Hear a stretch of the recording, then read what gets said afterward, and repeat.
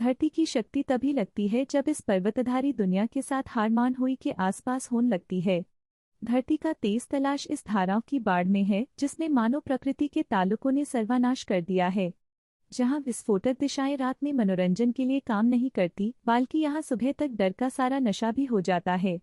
हिमालय के शिखर को देखकर ह्यूम हमारी छोटी सी परेशानियों की कमी महसूस होती है क्योंकि प्रकृति की इस तरह की शक्ति ऐसे आराम से हमारी समझ के बाहर है। For consulting world-class astrologers with complete anonymity, download the Benam app. The link is in the description.